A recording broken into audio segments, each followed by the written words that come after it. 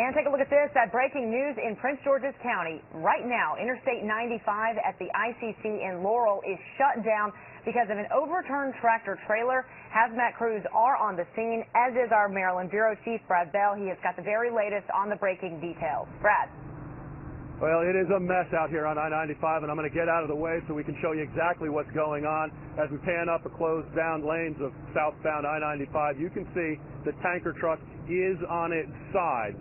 The top of the truck is facing us just to get you oriented, and it is perpendicular across the travel lanes. Right now, the process has begun. They're trying to empty the fuel that remains in that 7,500-gallon truck onto a truck that's arrived on the scene. As for the spill, we can show you that too as we move a little bit to the left, and you can see what appears to be a puddle of water on the travel lanes of I-95. That is, in fact, diesel fuel. The crews are working to absorb it. The good news is we're told that the spill was stopped at about 450 gallons or so, and they have prevented it from getting into any area waterways or storm drains. Now, just a little while ago, we had an opportunity to speak with Prince George's County Fire Department Assistant Chief Paul Gomez, and he briefed us on the operation as it stands now. The first concern was to contain the runoff from running into any storm drains. So they quickly were able to do that, drop some products down, move some dirt to contain that and prevent that from running in. They're being assisted by the Maryland Department of the Environment. And as we move forward, they'll have to make sure that that truck is completely emptied of the product before we upright it. What we don't want to do is start to upright the truck and cause a further leak in that process. Yeah, that's because that truck is compartmentalized, and they know that there is a leak in one of the compartments. They don't know if there's any problem on the inside, so they want to get it completely emptied out. That's a process that we're told could take a couple of hours.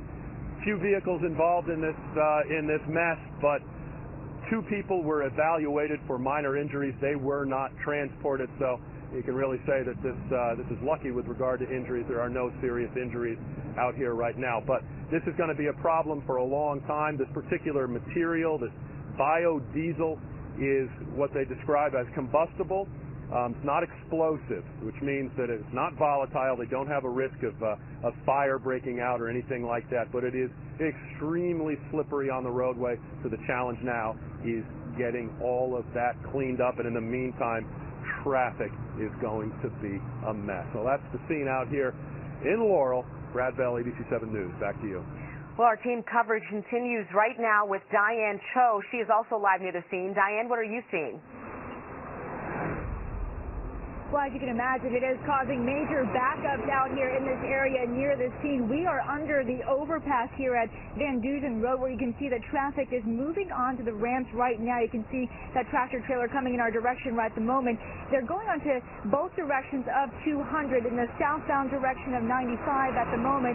We got into traffic going northbound on 95 earlier, trying to get to the scene, and saw that the lanes were blocked going northbound about a half a mile away from Route 212. And emergency crews were rerouting traffic at that point onto the service road, which is still open at the time.